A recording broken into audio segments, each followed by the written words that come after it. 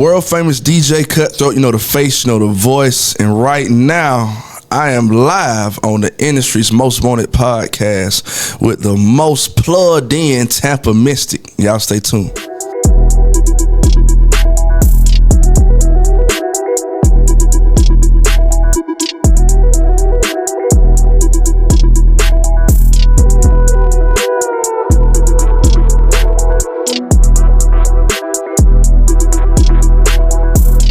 What's going on? It is your girl, Tampa Mystic, and we are live. Where we at?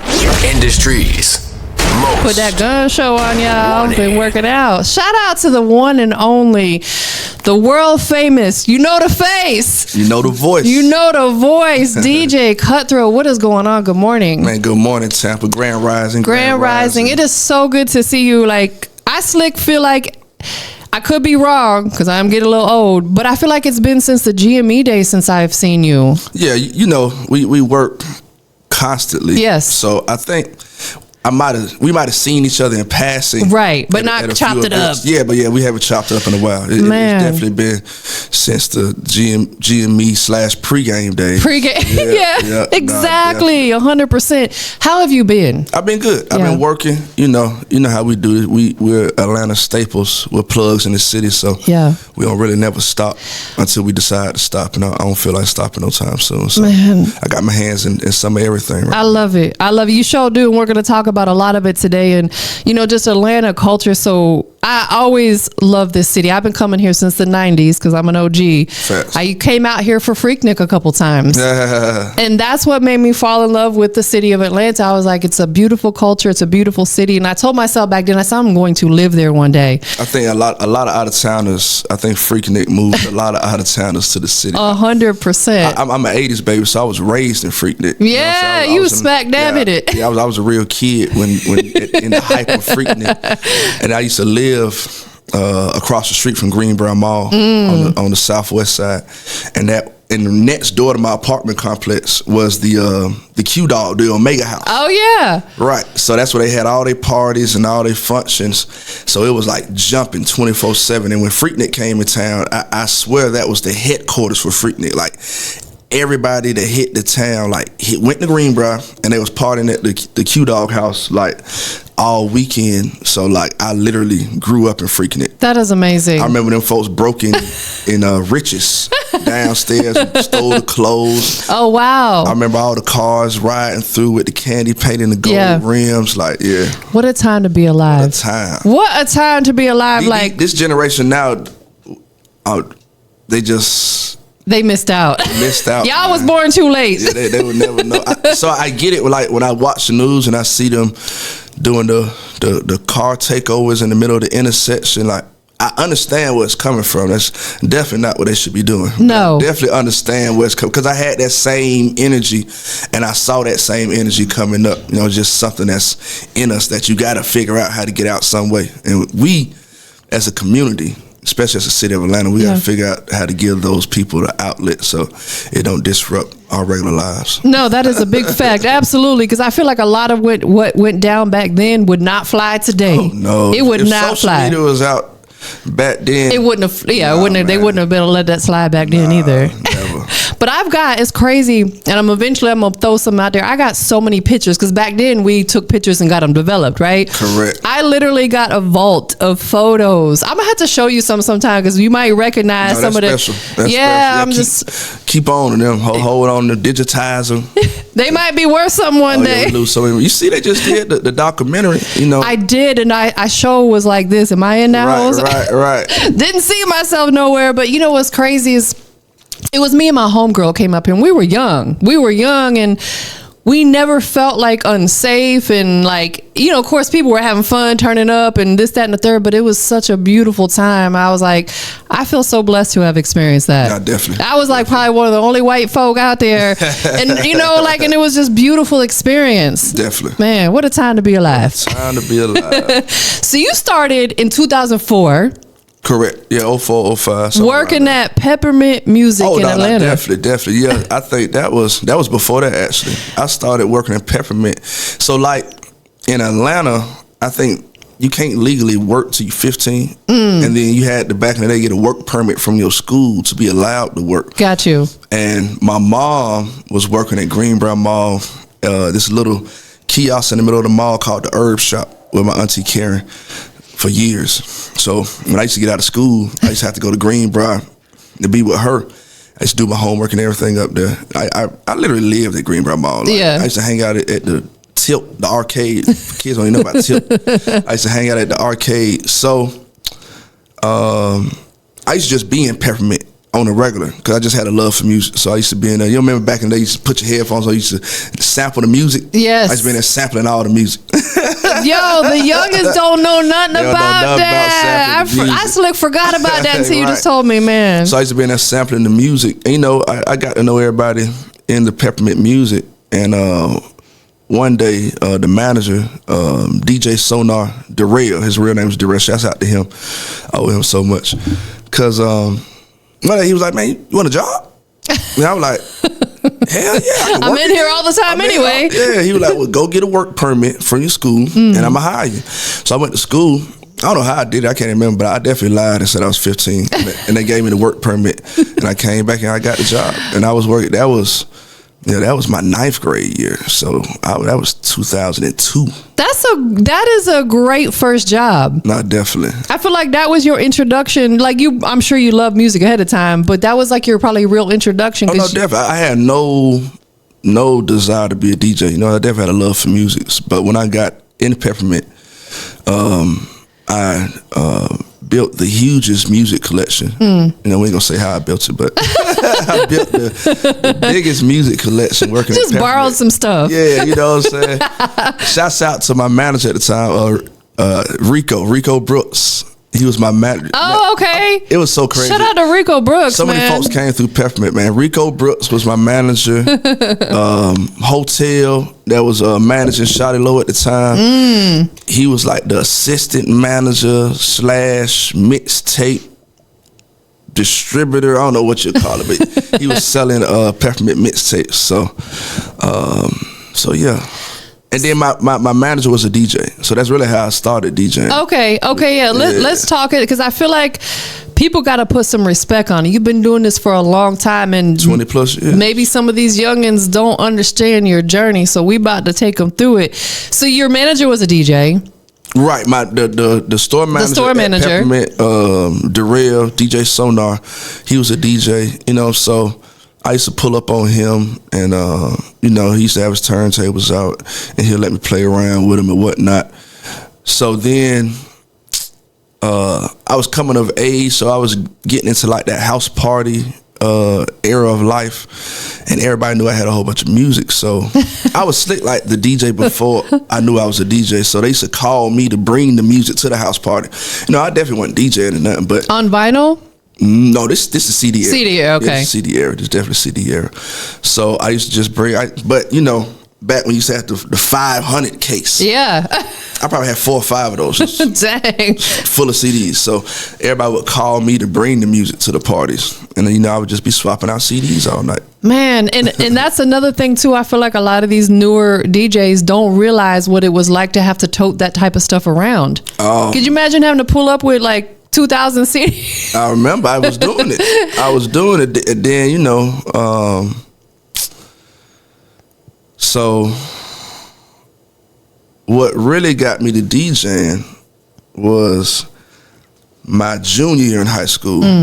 The senior class ahead of me was like, hey man, we throwing a graduation party, you know, but we need like the real deal. We trying to take it up a level. So you got to take it up a level. So you can't just bring CDs and switch out CDs. Like you got to really DJ. I'm like, oh, well, let me out there and holler at my manager because I didn't have no equipment or nothing. I need a crash course. Right. So I hollered at him, and I had been looking at him as far as, so I had a good idea of how to DJ, but I had never DJed a party. So, and I had no equipment. So he was like, man, you can borrow my equipment and go rock out. You know what I'm saying? He ain't charged me or nothing. Oh, wow. So he let me borrow the equipment. I mean, I was so nervous. I had actually written down every song I was gonna play for the whole night. That was your playlist? Yeah, I had my playlist set before we even was calling it playlist. I had my list of songs because I ain't want nobody to say that the party was whack. You know what I'm saying? That is hilarious. But it was like the greatest party. You know what I'm saying? Like it was the greatest playlist. Like it went bananas. Police show. There was like a party X situation. You turned it up a lot. My first party was like party X, and then after that, I got like 2 or 3 more gigs from that party, like a pool party or something else, and I went and did the same thing there, and it just never stopped growing. You know what I'm saying? I turned into the teen DJ because at the time I'm 16, going on 17. Wow. So I turned into the teen DJ for my area. You know, Southwest Atlanta, West Side, SWATs. So like any house party, any birthday party, like I was the one you called. And then that moved into teen clubs. You know what I'm saying? Atlanta definitely need that back right now. These kids but that's what kept us from doing what the kids is doing right now. I agree. Like all that energy that we were speaking about earlier, like we used to get it out at the teen club. Yes. Like in middle school, you at Skate Town at they teen club, you at Cascade at they teen club. Then you get to high school and there's actually teen clubs outside the skate rink. It's just, what was the jump off with that was my DJ name. He used to DJ with Soulja Boy. I forgot. So he got to forgive me. When he see me, he gonna kill me. But yeah, man, it was teen clubs all around the city on every side, and that's where the teens was really going. So they don't have to take over Atlantic Station and be all in the way, and you know. But if you're not giving them nothing to do, then that's what you're gonna get. Yeah, I just seen a video someone did at the Battery where exactly. Cobb, I don't know what them kids was thinking about. Them folk went to Cobb. I was like, bro, what is going on? And it's like we same thing in Tampa. We had clean. We had teen clubs out there as well, and there was never no issues. We went in there and had a good time. They would from time to time bring in different artists to perform. They had 2 Live Crew there, Sir Mix-a-Lot. They was popular back then. It was a good time. Yeah, definitely. There's nothing like that to my knowledge anymore. So how did the name come about, DJ Cutthroat? It's a street story. I ain't gonna tell you that one. Yeah. But the industry story. So one of my first out of town gigs was in Rome, Georgia. And it was actually an out of town residency. Okay. I was going there once a week to DJ this spot. I can't even remember the name of the spot, but I do remember the promoters. It was 2 fellas. One was named Rabbit. Rabbit was a character, and then one was named Big Boy. He was like the neighborhood drug dealer, so everybody knew him. He sold the weed. So they was doing like a Wednesday night that is like this bar in Rome, and you got like Rome's country, so yes, there's only a couple bars. So, and I think this might have been the only bar that allowed like, I ain't gonna say black people, but like hip hop music be played. Right. You know what I'm saying? They ain't gonna say we don't want no black people, but they gonna tell you we don't want no hip hop. We don't want no sagging jeans. Like, oh, well, that's black people. Exactly. Yeah, basically. Yeah, that's us. Stop dancing around it, Right.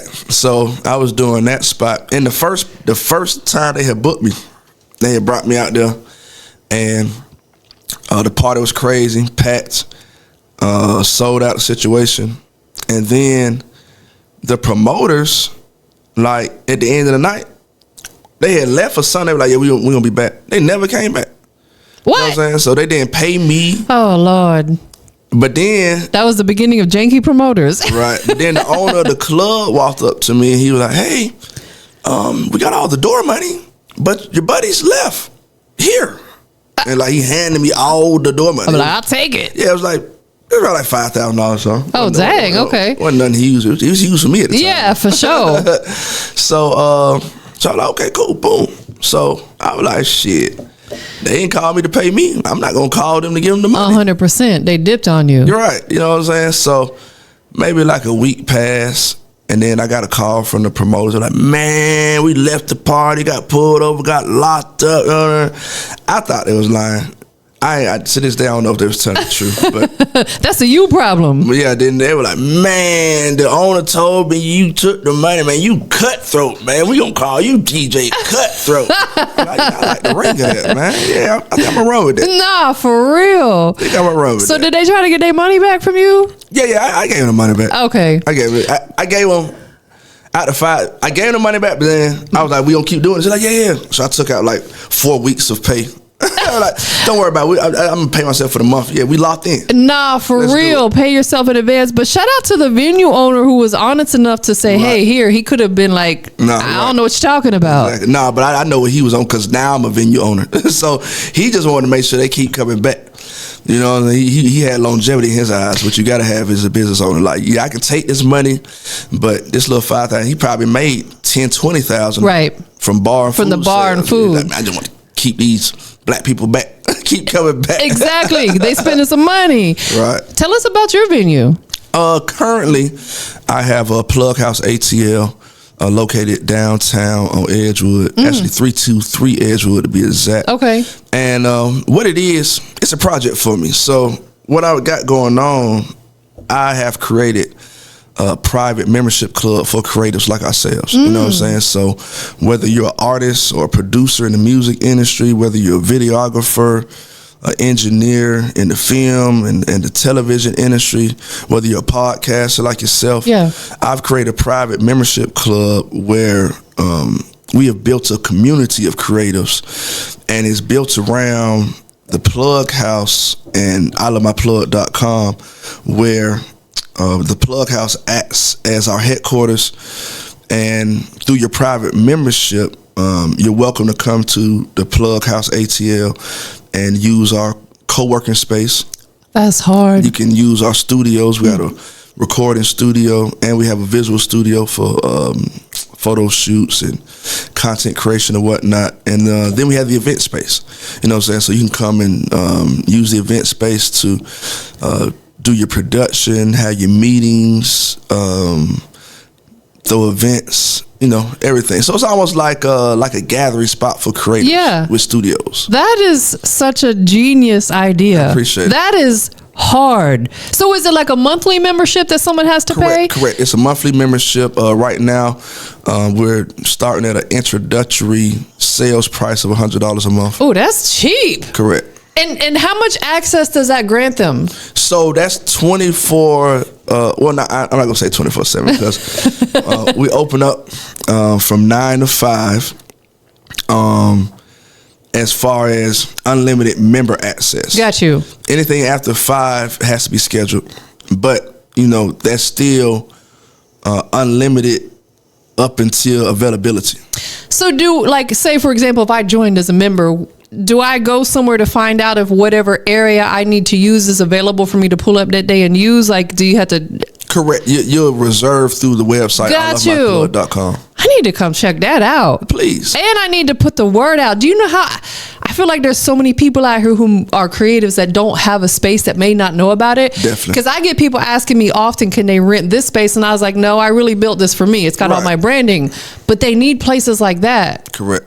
And that's why we built that. Is hard. And I ain't gonna lie, you was a part of the inspiration, Tampa. You know what I'm saying? Man. I definitely gotta give you your flowers. I appreciate it.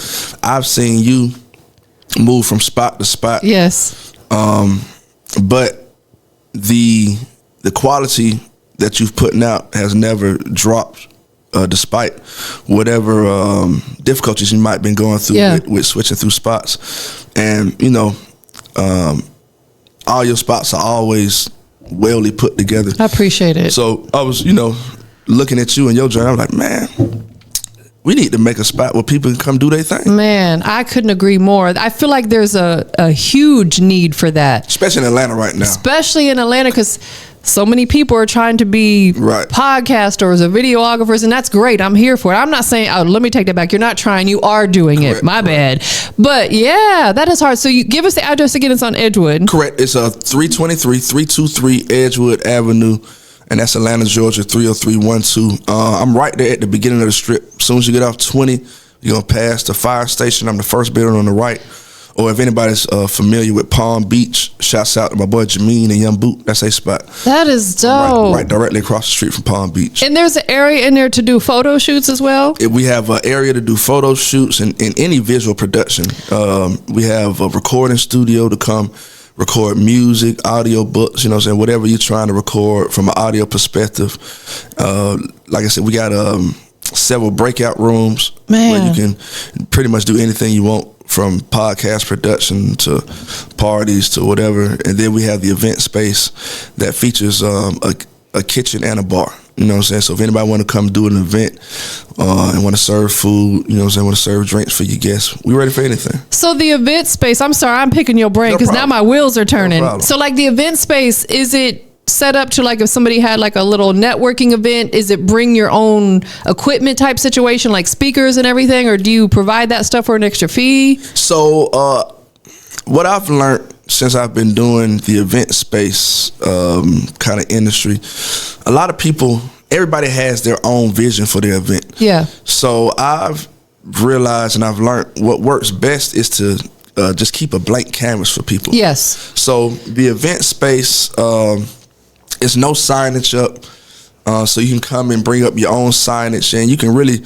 cater the space to whatever vision you have for your event.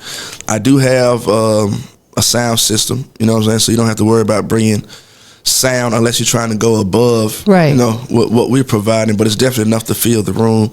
I have tables, I have chairs, you know what I'm saying, so pretty much everything you need to throw the event, I have in-house.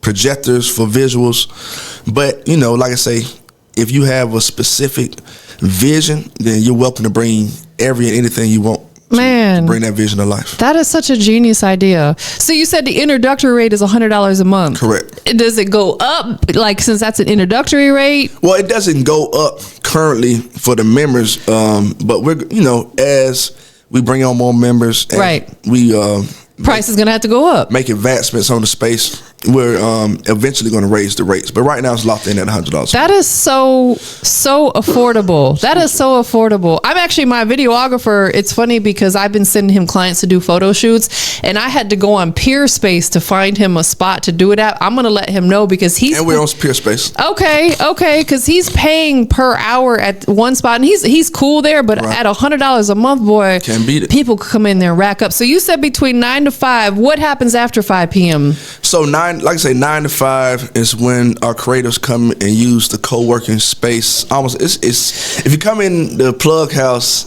between 9 to 5, you don't think you walked into Starbucks, because it's gonna be like some little people over here, a little group over here. Everybody got their laptops out. And those are all members. Correct. They're drinking their tea, they're drinking their coffee, and they're working. So 9 to 5 is almost like quiet time. You know, not meant to be quiet, but we create a working space for our creators to come work either individually or in a group, and you know, be able to have a suitable environment to do that. You know, not saying we got to have it pin drop quiet. Yeah. But, you know, folks want to focus. Now, if you want to have like a virtual meeting, or if you know you're going to be talking loud or working in a group, like I said, we got rooms that you can have your breakout sessions in.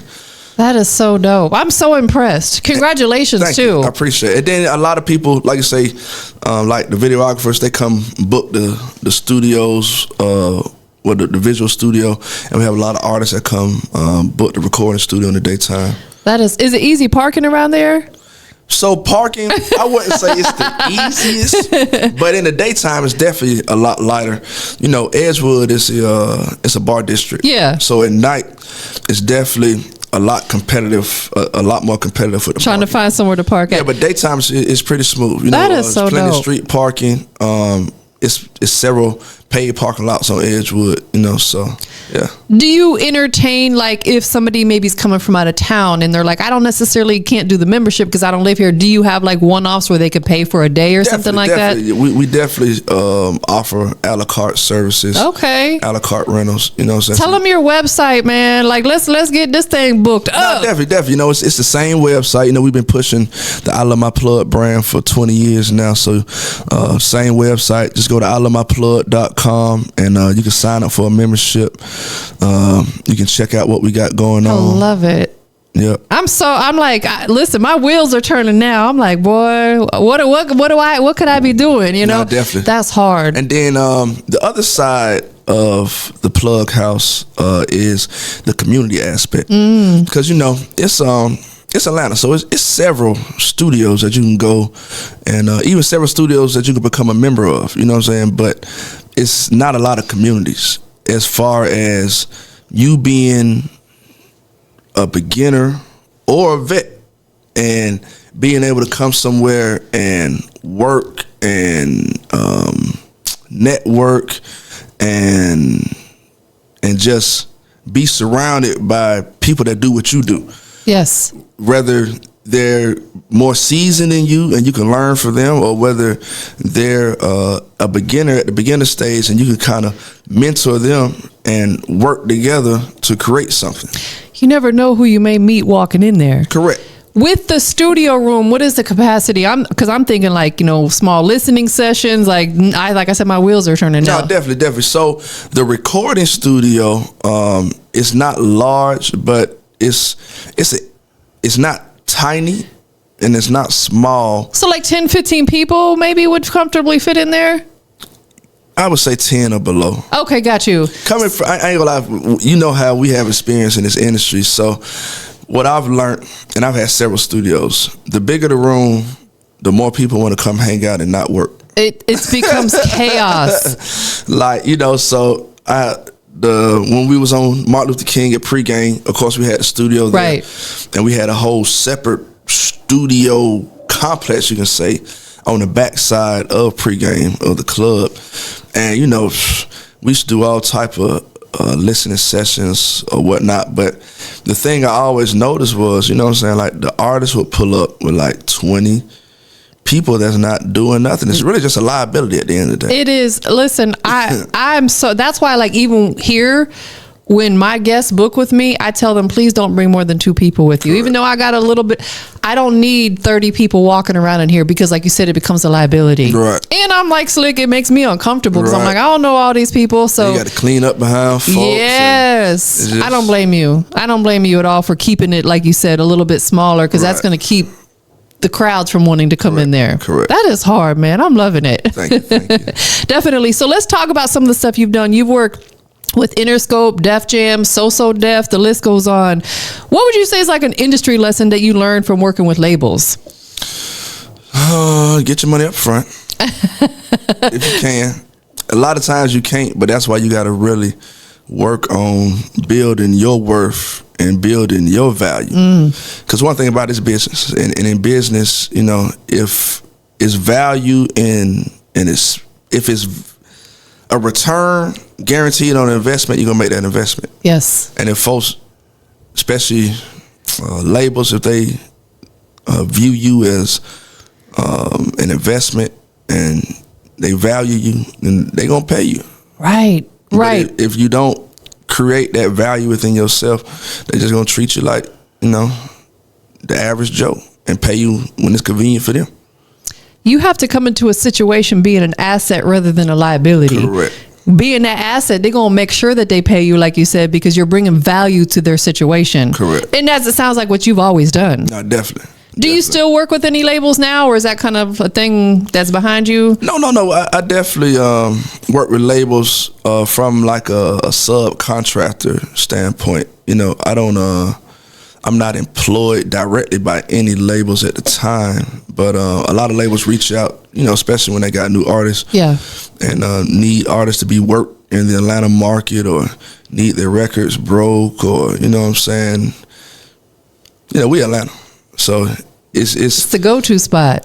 Atlanta's one of them markets where you really can't just wiggle in if you don't know somebody. Yeah.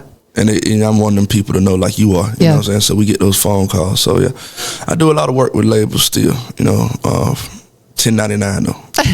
Listen, I know that's right. We 1099. You go. Nah, for real, because I haven't worked for a company in so long. I don't know that I could ever go back and be a W-2 employee again. Nobody has a job in Atlanta. Yeah, like Nobody has a job. No, we are all getting it out the mud out here. Everybody gets it out the mud. You know, I was talking to a young lady that came to my Plug Music Tuesday at the Plug House yesterday, that our weekly industry night, you can say. But the young lady was like, yeah, you know, I got a background in I think the medical field, she said, and I just moved down here a couple years ago from up north. I think she was like from Philly or something. She was like, and when I got down here, I just started hustling because the 9-to-5s do not pay at all. Like it's nothing. You be homeless. To up north. She was like, yeah, I was a 9-to-5 girl in up north, but when I came to Atlanta, like, I had to get my hustle on. I started doing hair and all types of. You got to, because this is the South. It they is. Still pay slave wages. Listen, please don't think you're gonna come to Atlanta and get rich off of, like you said. Yeah, now you got to have it. Now you hustle. Like, you can definitely come down here running up off your hustle. You know what I'm saying? Because Atlanta, I don't know. I've been all around the world, and I think it's something about Atlanta that kind of like loves to support indie. Yes, they do. Whether it's music or it's hair, like if it's somebody independently trying to do something. Correct. Atlanta folk like to support that. Like we really go out and drive and look for the mom and pops to support. Yes. Like I'm gonna go past Zaxby's and I'm going to a wing spot that I ain't never been to just because I know, like I've been in their shoes. I know how hard it is to create, run, and sustain businesses. You know what I'm saying? So I always want to support the underdogs. Absolutely, because now we have a lot of like food influencers. That's a perfect example. You said that go out to these mom and pop places that people's never heard of. They do their reviews, this, that, and the third, and that alone is a whole job right there. The music that's a whole nother industry. Food reviewers are getting paid. No, definitely. I'm like, boy, maybe and it works too. It does. Because it's a lot of spots I would have never went to if I didn't see it on the internet. 100%. 100%. I would have never known about it. Exactly. Right. So we have to live vicariously through them. Definitely. What do you feel like is different in the DJ culture right now in 2026 versus like when you started out here in Atlanta? Well, I think the DJ culture is on demand now. You know, you can say that about the whole media industry as a whole, just, you know, from streaming and on demand visuals or whatnot. You know what I'm saying? Like we grew up in that hand to hand era where it was a lot more value behind the media, you know, behind the music, behind the movies, behind the TV shows. I feel like we're in the microwave era. So it's so much being created so fast, you don't value it. Because you know it's 10 things behind it. You know what I'm saying? Like back in our day, your favorite artist might only come out with one album once a year, once every 2 years, right. maybe 3, 4, 5 years. Yep. You didn't know when he was gonna come out with another album. So you was loving what they was giving you. But now it's like, you know, you get it off. I'm gonna get another one tomorrow. So I'm just, you know. No, it becomes no oversaturated, right? Nah, definitely. You devalue the situation when you give them too much. Correct. That's what Bigga told me when I moved here. Because when I first moved here back in 2013, I was out everywhere because I had to meet people. Correct. But he said it comes to a time you got to scale back because you devalue yourself. Oh, we don't need to book her. She gonna show up anyway. Tell me about it. It's the same thing with your music, most definitely. So, in your humble opinion, artists on the rise right now, how often should they be releasing a new single? So, with the current state that the music is in, you definitely have to be consistent. Consistency is definitely going to win over value every time in this game. So, you know, for me, my personal opinion and my business opinion and what I've seen is working, I say every business quarter. And you got to treat the music business like business too. Yeah. You know what I'm saying? It's 4 business quarters in a year. You should be planning on those 4 business quarters. So every business quarter, every 3 months, you should be dropping a group of music. Yeah. You know, and leading up to that release of that group of music, you should be having a drip campaign. You should be dropping a song, at least 2 songs a month. You know, but when you dropping these songs, or these singles leading into your project, what you got to really concentrate on is what I call ringing the rag. You know, back when you was little and, you know, your parents or your grandparents, you might have bathed you and get through and ring the rag. Ring that rag so hard it ain't a drop left. Right. That's what you got to do with the promotion of your record. You got to ring the rag. It's a great analogy. A lot of people just put out a record and that's their due diligence. Like, man, I keep putting out records, ain't nothing sticking, ain't nothing growing. Is you ringing the rag? You ain't really working it. Like, you got to put the song out. You got to do a visual for it. Nowadays, you got to do several visuals. You know what I mean? Like a whole line of reels for one song. You know what I'm saying? Like, if you're not doing your due diligence on that song, then you really just wasting releases. You know what I'm saying? So, in my opinion, that's how you got to do it. You know, you got to put out songs consistently, and you got to really put a push behind it. And all those songs need to lead into a project every quarter. Because one thing about it, it's so much being flown at consumers. Like, nobody's going to really remember your one song, especially if it's not a smash single hit. And the way the industry's made now is like it's so hard to get a smash hit single these days. It is. And even when you get it, like, that one song ain't gonna blow you up no more. No, and it doesn't last that long either. Last long. Like, back in the day, that's the best point. A smash hit single lasts you a whole quarter, maybe a whole year back in the day. Right. You know what I'm saying? So you can get one song and blow up. But now, man, that single might 30 days, 60 days, and 90 days if you lucky. You know what I'm saying? Yep. Like, Pluto was the biggest thing out with Wham Wham a couple months ago. I mean, it's crazy. I did 4 day last year underground. Pluto and YK Nice was on the show. I didn't know him from a can of paint. Yeah. They performed. All the girls in the crowd were going crazy, but I still didn't know him then, and it was a pretty big song then. Then circle back to now, the song done became the biggest, done left. YK Nice done hopped on and grew to another level. Pluto done kind of died down, and that's just in 1 year. Yeah, exactly. They go through a bunch of seasons in 1 year. You know what I'm saying? So yeah, it is difficult out here as an artist. Do you feel like it's majority this is happening in the hip hop genre, or do you feel like all genres are like this now? Well, I believe when it comes to the oversaturation of music, I think all genres of music are feeling that. Yeah. But the bad part about hip hop is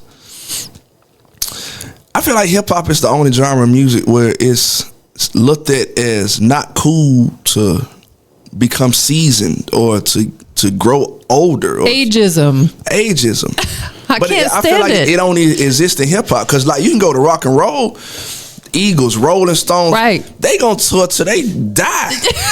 They be like 95, 90 years old. Like God rest his soul.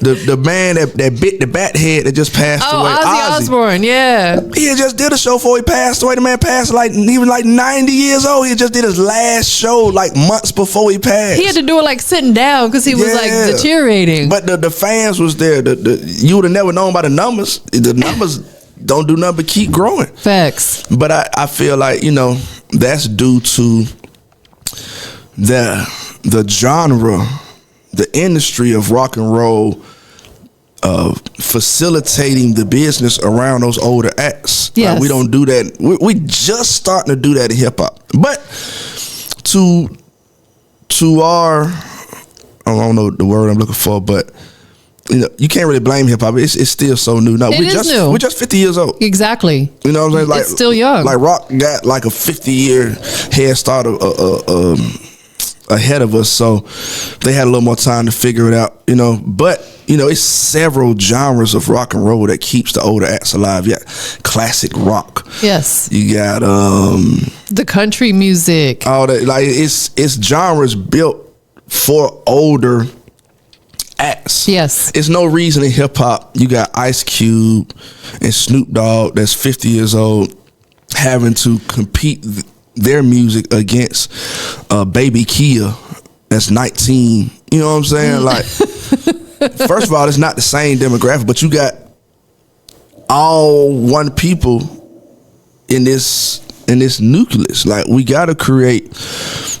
Now we got classic hip hop, you know what I'm saying? We got the OG stations, they coming in. Yeah. So that's helping out. You know what I'm saying? But that trend has to continue so that we can kind of, you know what I'm saying, survive. hope it does, because I am seeing a lot of artists that were very relevant late 90s, early 2000s that maybe took a step back because of the whole ageism thing, that are they're like, you know what, I still got it in me. And they're making their way back into it, and I'm here for it. No, I definitely agree. The crazy part, if you look at the stats, though, to what we've been saying, the new music isn't sticking. It's not. If you look at the stats, it's over 75% of the music streamed is older music. Do you think it's because of the substance or lack thereof? Oh, no, definitely. You know what I'm saying? Like, it's all about business. Yeah. That's the biggest thing about the difference in music from our times and now. Like, when we was coming up, it was really about the artistry. Like, folks it was crazy, man. You used to talk to musicians, I don't care about the money. Like, that was the common theme. Yeah. No matter who you talk to, they were super artists. Like, I'm doing this to get my art out. You know what I'm saying? But now it's and then I heard Ray Daniels say this. Shouts out to Ray, and he made a great point. And I think the switch was, back in the day, the streets financed the artists, right, especially in the hip hop industry. You know what I'm saying? The dope dealers financed the artists.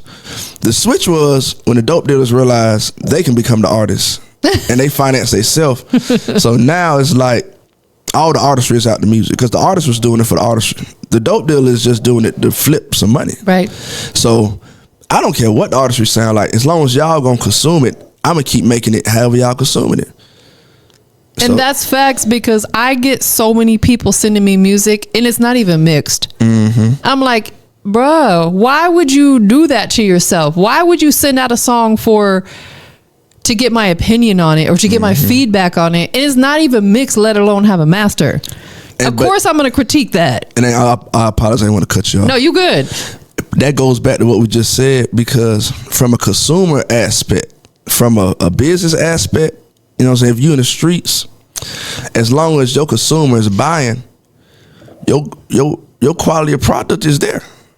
So you got all these artists that used to be in the streets that's recording their song in their house, their basement, their closet, putting it straight up on DistroKid to be distributed to the DSPs, and they getting traction. Like, their consumers aren't telling them, oh man, we're not gonna listen to this because it ain't mixed and mastered. Their consumers are listening to it. So they like, man, how can you tell me I'm doing it wrong? I'm making $10,000 a month off streams. Right, because the consumer apparently don't understand. Well, it goes back to what we was saying. The consumer never experienced quality. Exactly. If you have never had a steak from Roof Chris, you're always going to be satisfied with the burger from McDonald's, because you never experienced that. That is a great. I've never experienced. I don't know what I'm missing. You the analogy master. Oh no, I was raised by old people, man. My grandparents raised me. They had an analogy for me every day. For everything, everything. But I feel like that's what instills that wisdom. No, definitely. So we've got 404 Day coming up. Correct. For anybody who's never been in attendance, what can they expect at 404 Day? So 404 Day, if you've ever lived in a neighborhood that's real community based, and you've had like those big barbecues that everybody wait for every year, you know what I'm saying? Like 404 Day is like that for Atlanta. You know, growing up in Atlanta, like we spoke on Freaknik. Like when Freaknik came around, everybody went to the parks, and you know, it was barbecues and music and good energy and good vibes. So 404 Day is like that for the whole Atlanta as a whole. You know what I'm saying? It's a barbecue, it's a concert, it's a festival, it's street. I mean, it's vendors. You know, it's like if you went to. It's almost like that HBCU feel. Like it's almost like a homecoming. Yeah, it's a homecoming for Atlanta. That's probably the best way to describe it. Last year we did it at Underground Atlanta. We sold 8,000 tickets. Wow. I can't say unfortunately, because it was still great. 10 to 12,000 people showed up. Correct. Lord Jesus, I'd be so overstimulated. That's what a lot of people say. That's what a lot of people say that.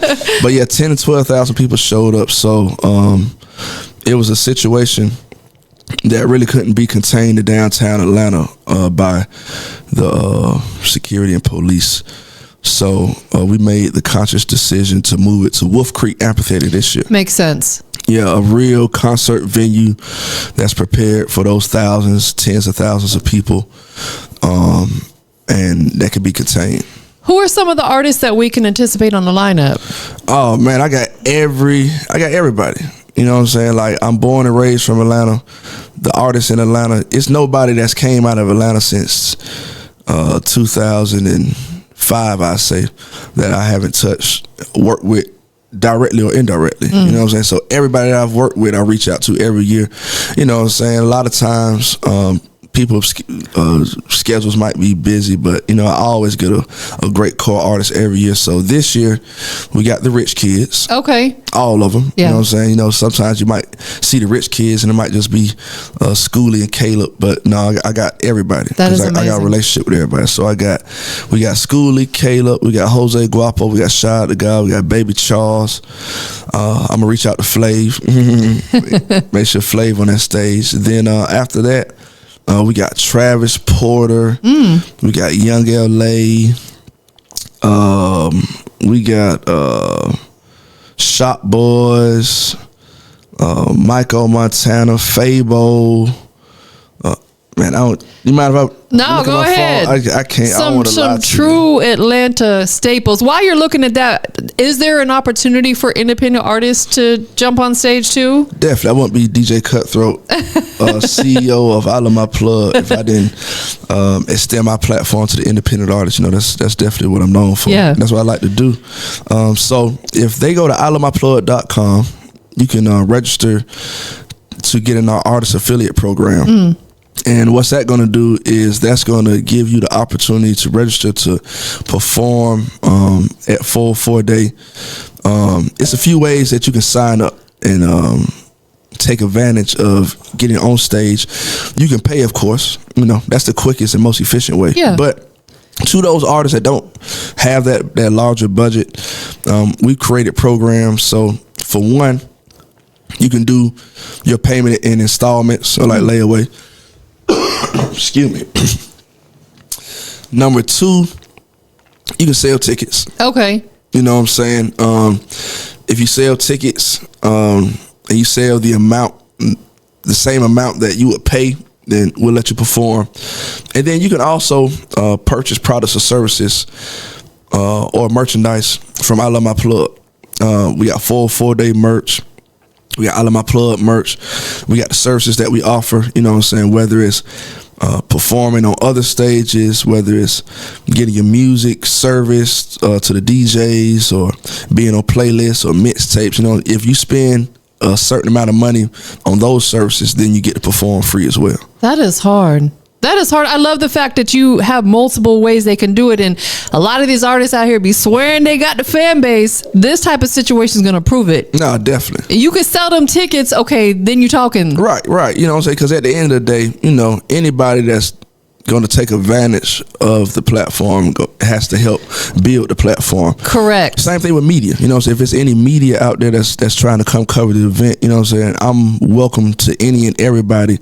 My only requirement is you pin that flyer at the top of your timeline. Yeah. You put that ticket URL in your link in your bio. And, you know, you consistently push Full 4 Days, so when you come there, it's the great event for you to cover. You know what? It takes a village, because I deal with that too. You like, correct. For my quick example, like people want to get in radio rotation. They'll say, well, how many monthly listeners you have? And I don't mind disclosing that, but then I'll turn around and ask them, well, how many can you bring? Correct. It's a team effort. Exactly. If every artist that's in rotation brings their fan base, our numbers grow. Correct. But they feel like it shouldn't be on them.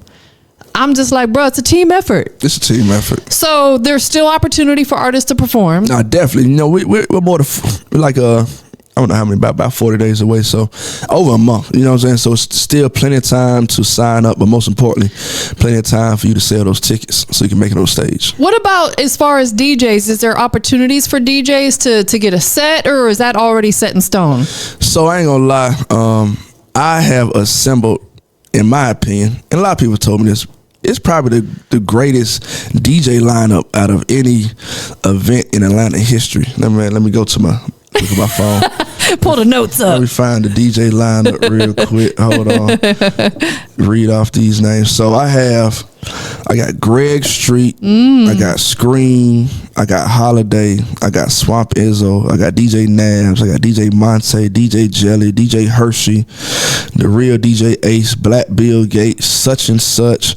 I just confirmed T-Rock. He gonna come through and do the snap set. You know what I'm saying? So I really, on the DJ level, it's like a lot of legends. You know what I'm saying? Outside the legends, I gotta stay true to my Plug DJ family. You know what I'm saying? The DJs that are family for all of my Plug that, you know, I've been working with for over 20 years, the new and the old, you know what I'm saying? So that's a part of being a Plug DJ, knowing when Cutthroat and all of my Plug throw this big event, they're not going to get forgotten about.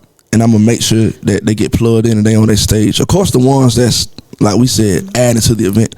You know, if you're a Plug DJ and you ain't posting the event and you ain't trying to grab artists to get on stage or push the event, then, you know, you probably gonna make it on the stage. But if you a Plug DJ and you show up every Tuesday to Plug Music Tuesday, or not every Tuesday, but you consistently in the building at the headquarters and, you know, you promoting the event and work, I'm gonna make sure you get on that stage so you can get your 10 seconds of your 10 minutes of fame. Part of being with Plug DJs offers so many opportunities. Even probably maybe some DJs that aren't real well known are going to put them in some major positions. Is that something you're open to? Like if there's DJs out there and they're working, they're grinding, you see the movement, are you open to bringing them into the Plug DJs? No, of course. I'm constantly scouting and recruiting. You know, this game we in is similar to sports. You doing God's work, bro. I appreciate it. I swear you are doing God's work. Like, I'm sorry, I didn't mean to interrupt you, but no, you good. You deserve all of your flowers. I appreciate it. I'm so serious. There are so many what they call gatekeepers out here. I'm just relating to what you're saying because, like, yeah, I've had some big people on the platform, but I love working with people on the rise, putting them in a position. Definitely. I feel like that's, in order to be a boss, you got to put other people in a position to be a boss. You got to. That's what the type or your reign's gonna stop. If your reign stops with you, it's not a long reign. You know. So yeah, when it comes to Plug DJs, every Tuesday we do Plug Music Tuesday at the Plug House, and I have an open call for any DJ that's trying to get down with Plug DJs. You know what I'm saying? You come through, do your 10-minute audition. You know what I'm saying? I'm gonna critique you. Other Plug DJs in the room gonna critique you, and you know, if you sound like something we can rock with, then we gonna bring you on the team. Because like I say, it's like college sports. Like you can't never stop scouting and recruiting, right? Because it's ageism. The reverse of ageism. You just got to be realistic. Like, you know, people time out, especially in this music industry. Yes, you know what I'm saying? A lot of people that we saw in the start are not around right now. No, they're you know gone. what I'm saying? So it's a lot of DJs that, you know, come in the game DJing after a couple of years, they're not DJing no more. Right. So, you know what I'm saying, whether that's good or bad, or it was their decision, or they was forced out the industry. But, you know what I'm saying, that's why I'm always looking for the new young DJ.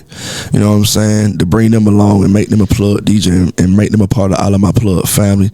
Because, you know, even past the DJ, man, that's been one of the keys to my success and all of my Plug and Plug DJ success is we're always bringing in the new, fresh talent that let us know what's going on in the streets. Right. Because the older I get and the bigger my brand, getting all of my Plug, the more of this I'm doing. Sitting down doing interviews and leaves less time to be in the streets.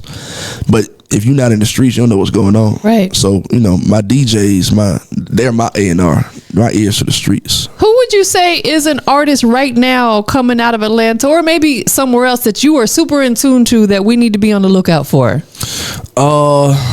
Man, I got to shout out the artists that I touch directly that's been coming through the Plug House, really doing their thing. So it's an artist named Trey P. Okay.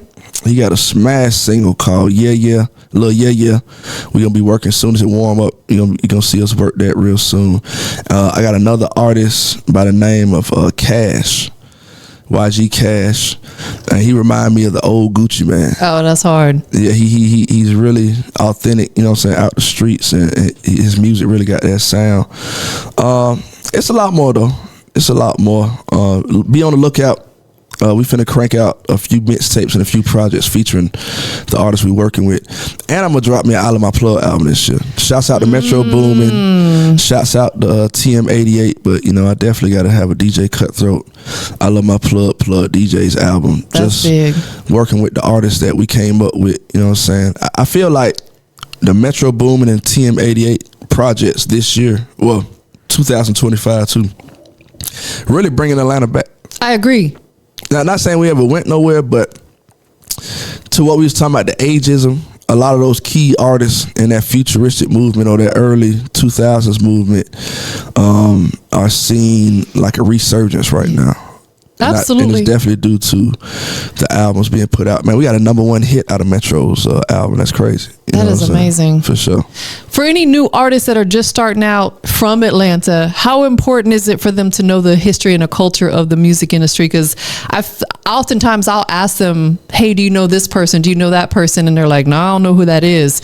I feel like if you're coming into this industry, you need to study it. Correct. You need to know who came before you to pave the way. When I moved to Atlanta, I made sure I need to know all the right people, who's been doing this. You know, how important is that for artists to know their history of their own city when they're coming into the music business? I mean, it's very important. In any business, you got to know the history. You don't know where you're going if you don't know where you came from. Yeah. You know what I'm saying? So you definitely got to know what's going on. And to what you said, the biggest thing is you never know who somebody is and what they can do for you. You know what I'm saying? You've been in long enough to see the interns turn into the bosses. 100%. I've seen some of these artists that nobody knew that are now platinum selling artists. Definitely. So you definitely got to do your homework and you got to be outside.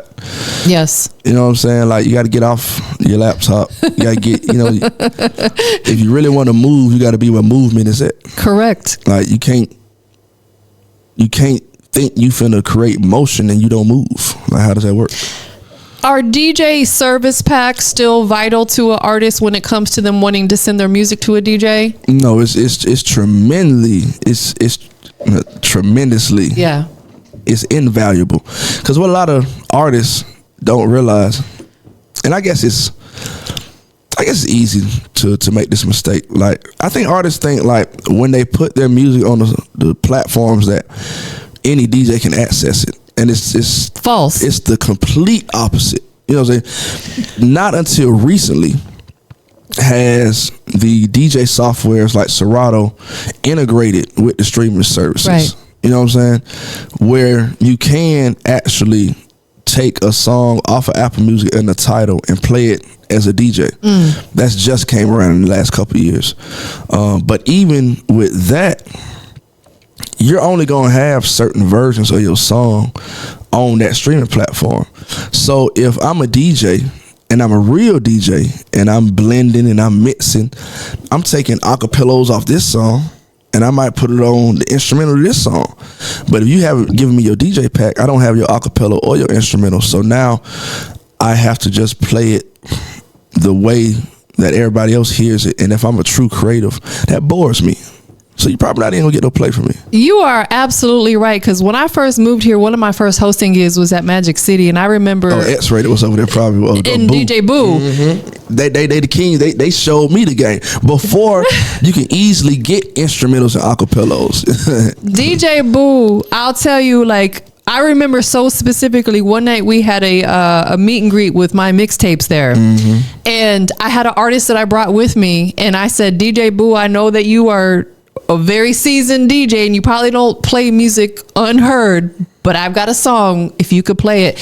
When I say he did a remix to, I think it was maybe a Future beat with the acapella, it was so fire. No, for sure. I was like, man, I ain't never heard something like that before. Nah, definitely real DJ. So for artists that don't know, what would a DJ service pack consist of that they need to send you? So a DJ service pack, of course you gotta have your dirty version for the clubs and the streets, but just as important as the dirty version is the clean version. Yeah. So many times artists don't get clean versions to their songs and they put themselves in a box. You know what I'm saying? Like you'll never get radio play. Like the radio don't play cursing, so how can you get on that large platform without a clean record? So you gotta have clean and dirty. That's your basics. You know what I'm saying? That's a basic DJ service pack.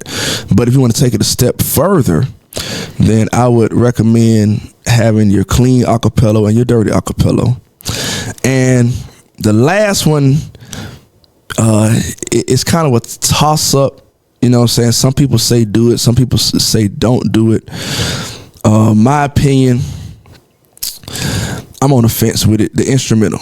Okay. So the one thing you got to watch out with putting your instrumental out is if you're a smaller artist or your record hasn't really grown yet, then you got to watch out for a bigger artist hearing your record have some motion and they taking your instrumental and making their own remix and stealing your motion. Yes, and they show that happens. It happens a lot. They can have a remix to your beat that's bigger than your song and don't nobody pay attention to your song. So you got to be real careful about the instrumental. You know what I'm saying? So that's to the artist's discretion.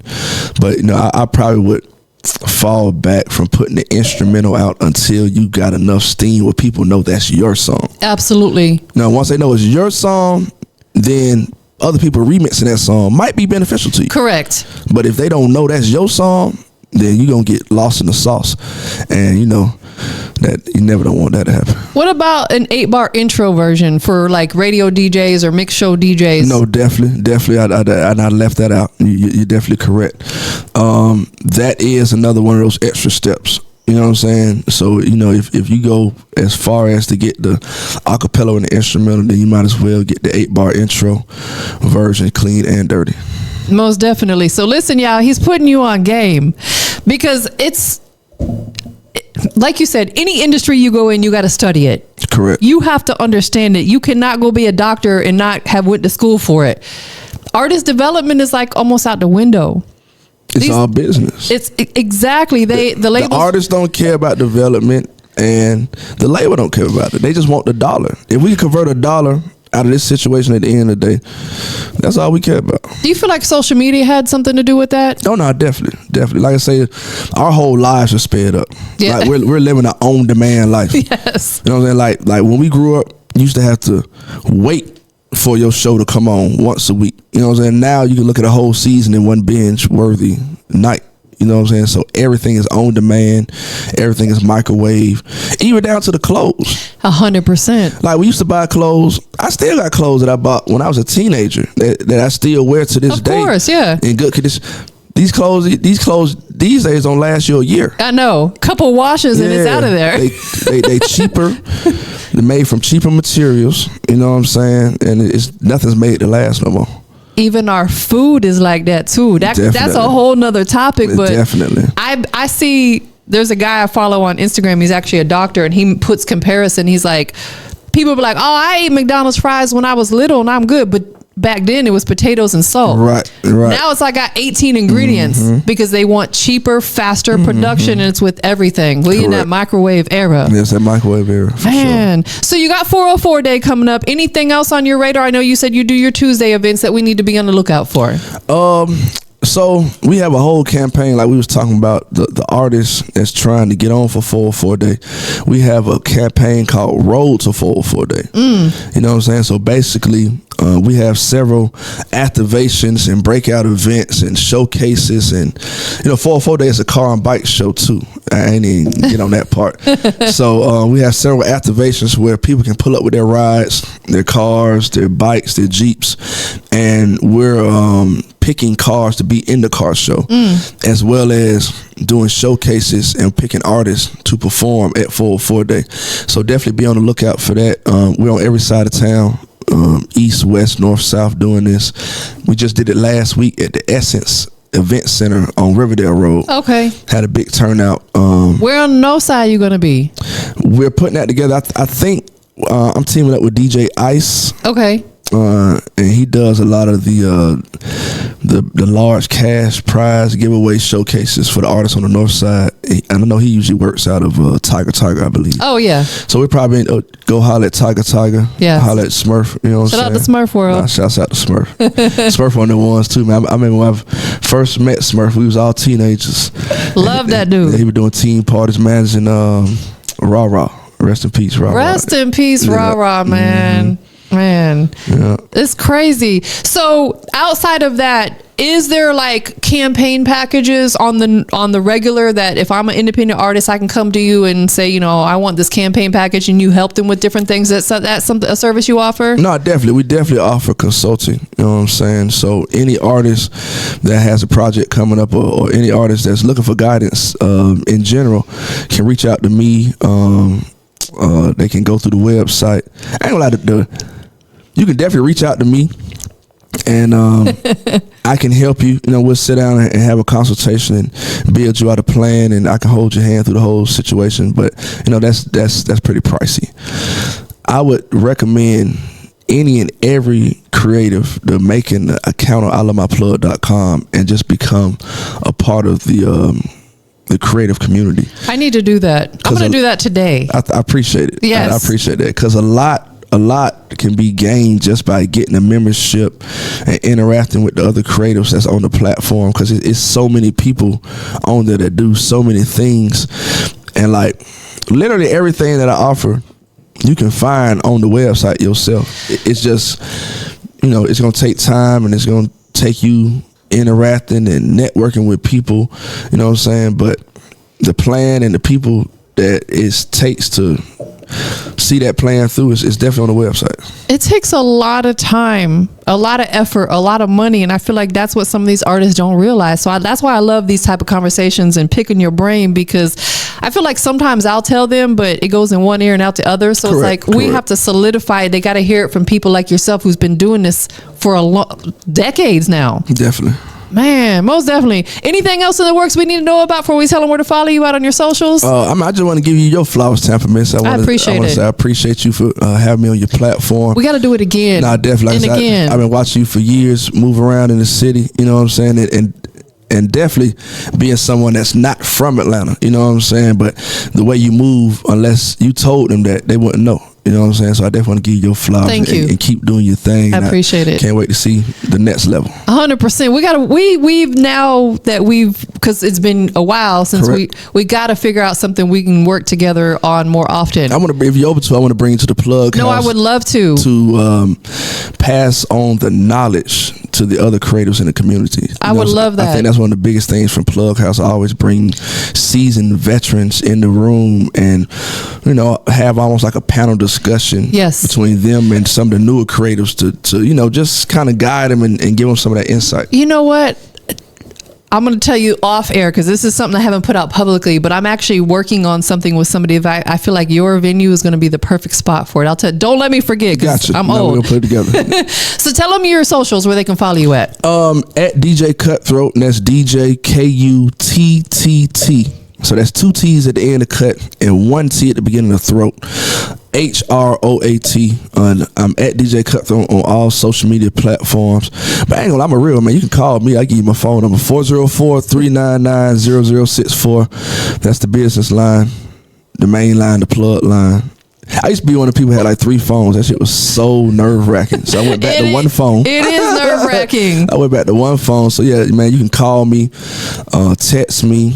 Be about your business, though. Yeah, be about the business. Definitely be about the business, because I'm a Libra.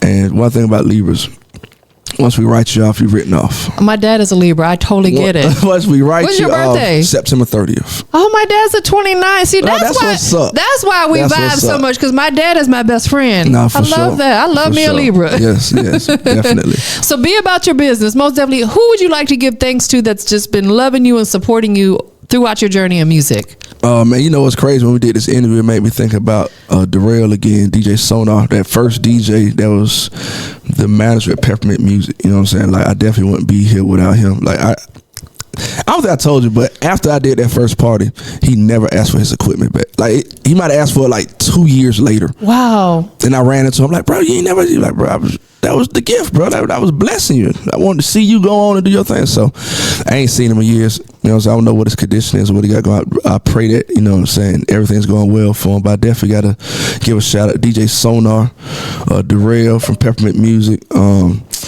High Fly Ringtones. I don't know if he was in the city to remember this, but around like 2005, 2006, there was a company called High Fly Tones, and they sold independent ringtones. They sold ringtones for independent artists. The first ones doing this, you know what I'm saying? So they really gave me a platform.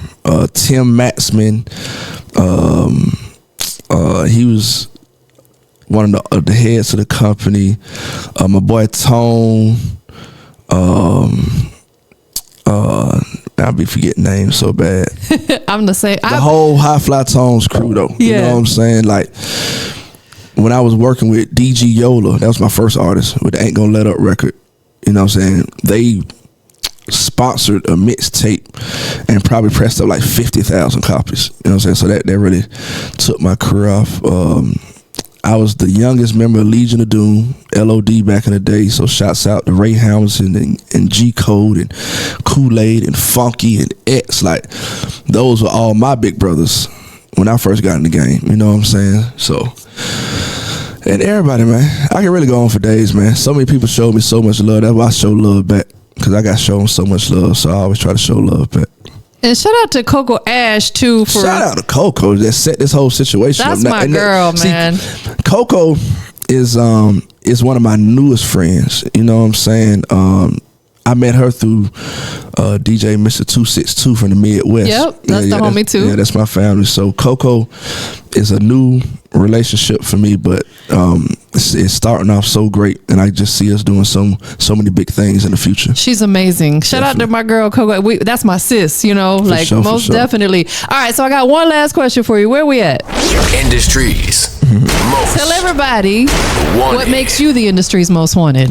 Man, I'm the industry's most wanted because I put the work in. You know what I'm saying? Nobody's really gonna outwork Cutthroat. Like, if you see, even with 404 Day, you know what I'm saying, you're gonna catch me in the streets. I am the street team, you know what I'm saying? I'm passing out the tickets. I'm putting up the posters. I'm putting out the stickers. I'm booking the talent. I'm going to the radio station. I'm doing the interviews, you know what I'm saying? Like, I've never been afraid of hard work, and I work my ass off, you know what I'm saying? And other than that, you know what I'm saying, I'm gonna keep a good face card. I'm a network, you know what I'm saying? I'm probably the most Atlanta person you ever seen in your life.